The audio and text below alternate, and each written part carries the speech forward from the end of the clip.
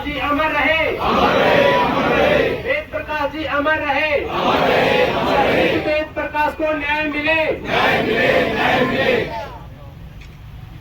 बीच में अनुराग ढांडा जी आम आदमी पार्टी वरिष्ठ उपाध्यक्ष जी आए हैं और इस शहादत को नमन देने के लिए वो आए हैं।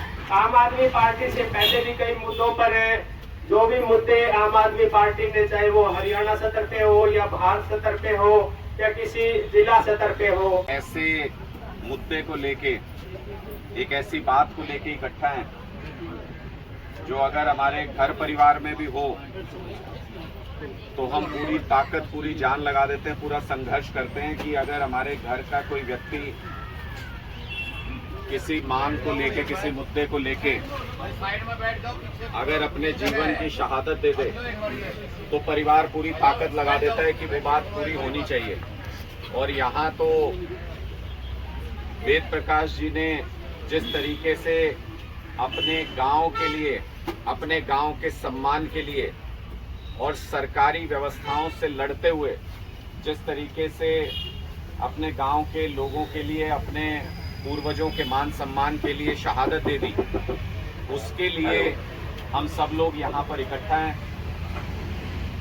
और जो सरकारी सिस्टम है उससे अपने गांव के मान सम्मान को छीन के लेने के लिए एक जज्बे के साथ यहाँ पे बैठे हैं। सबसे पहले मैं दोनों पुण्य आत्माओं को प्रणाम करता हूं जिन्होंने इस लंबे संघर्ष के लिए, अपने गांव के मान सम्मान के लिए आवाज बुलंद करने के लिए अपना सर्वस्व न्यौछावर कर दिया। तन मन धन से ये पूरी कमेटी जो बनी हुई है, मैं अभी प्रधान जी से बात कर रहा था, ये सारे लोग सिर्फ इसलिए लगे हुए हैं। मैं इस मुद्दे को काफी दिनों से फॉलो कर रहा था और बहुत से लोगों से मैंने इस बात को समझा भी। मैं यहाँ आने वाला था लेकिन भगवान को शायद ये मंजूर नहीं था कि वेद प्रकाश जी से मुलाकात हो। उन्होंने पहले ही उनको अपने पास बुला लिया। लेकिन इस पूरे मुद्दे को समझ के मुझे इतनी बात को समझ में आई कि अगर 18 को अंग्रेजों का वंशज समझते हैं, अपने आप को अंग्रेजों की आने वाली पीढ़ी समझते हैं कि वो आज भी हुक्म चला सकते हैं, गांव के लोगों के मान सम्मान के साथ खिलवाड़ कर सकते हैं, जो मांग चल रही थी वो यथावत है, गांव के सम्मान की लड़ाई यथावत है। लेकिन इस बीच में एक दूसरी लड़ाई, एक दूसरा संघर्ष अब शुरू हो गया और वो संघर्ष इस बात का है कि वेद प्रकाश जी की शहादत व्यर्थ नहीं जानी चाहिए।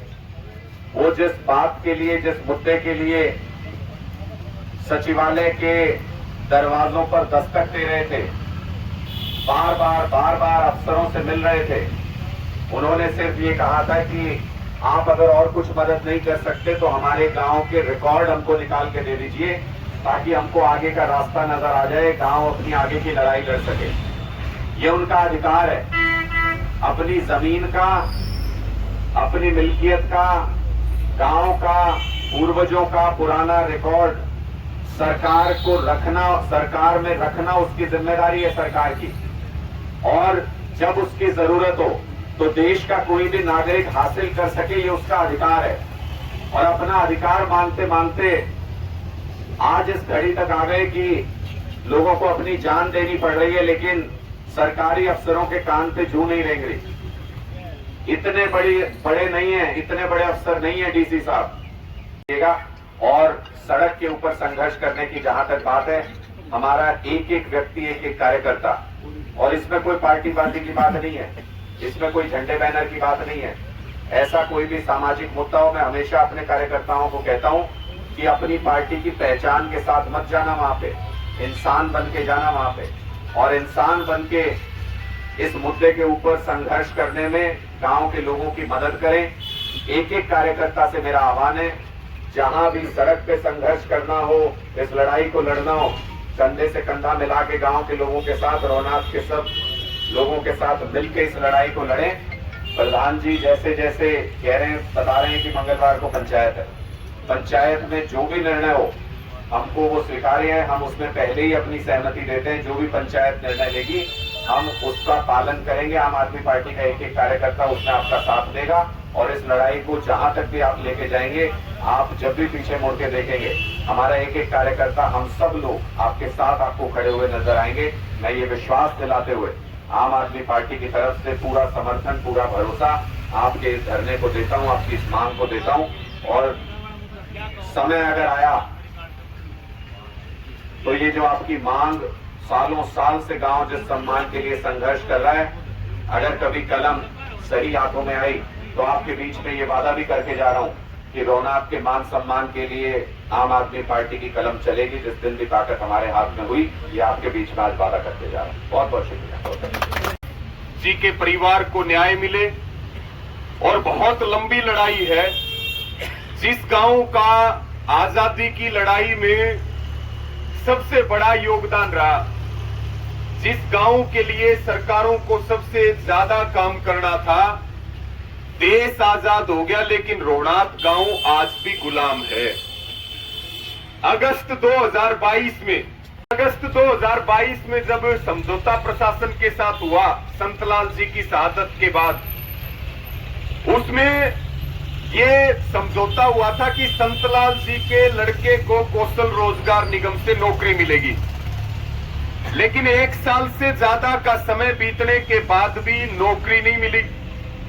12 लाख रुपए कंपनसेशन का समझौता हुआ, जिसमें से केवल 6 लाख रुपए मिले। 6 लाख रुपए आज तक नहीं मिले। उसके बाद मई 2023 में वेद प्रकाश जी की अध्यक्षता में यहां लगातार धरना चल रहा था और वो 13-14 दिन तक, क्योंकि वो पिछले 22 साल से गांव की लड़ाई लड़ रहे थे, केवल इसी काम में वो 24 घंटे 365 दिन लगे रहते थे। उसके बाद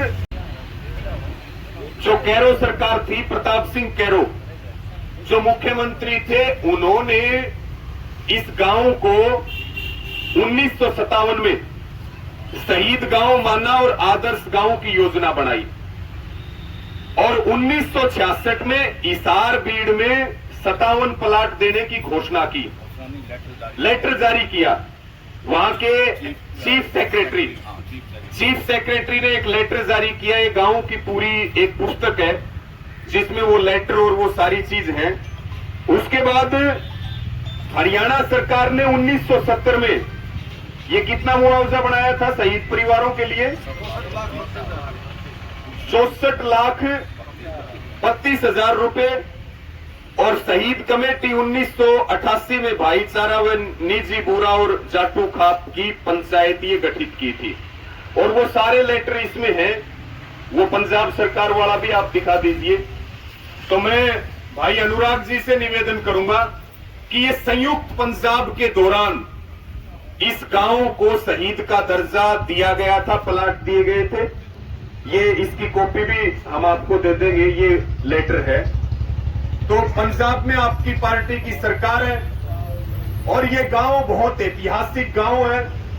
पंजाब सरकार ने उस समय जो फैसला लिया क्रम करते हुए, और साथ में अगर उसके अटैच कर देंगे ये चीफ सेक्रेटरी वाला लेटर, तो 100% हम लोग आपकी मदद करेंगे। मेरी अभी बात भी नहीं हुई है मान साहब से, लेकिन मैं विश्वास मुझे इतना ज्यादा है अपने लोगों पे कि अगर इंसानियत के नाते मदद करने की बात आएगी तो मान साहब ऐसी चीजों बना के दीजिए। तालीम आप वो रिप्रेजेंटेशन बना के दीजिए। निश्चित तौर पे जिस भी तरीके से कानूनी या एडमिनिस्ट्रेटिव मदद जो भी पंजाब से हो सकेगी वो जरूर करेंगे। और बातचीत का रास्ता खोलना चाहिए, गांव के लोगों के साथ बातचीत करनी चाहिए। इस प्रदेश में मुझे नहीं समझ में आता कि हम लोगों का क्या होगा। हमारे मुख्यमंत्री इतना झूठ बोलते हैं, गांव में आके कह के गए कि आपकी सारी मांगे, आपका मान सम्मान की बात रखेंगे, सारी चीज़ें सुलझा देंगे। उस बात को आज 4 साल हो गए, मेरे ख्याल से 4-5 साल हो गए, 5 साल हो गए, 5 साल हो गए उस बात को, वापस पलट के नहीं आए। ना वो बातें मानी गई जो समझौता हुआ था।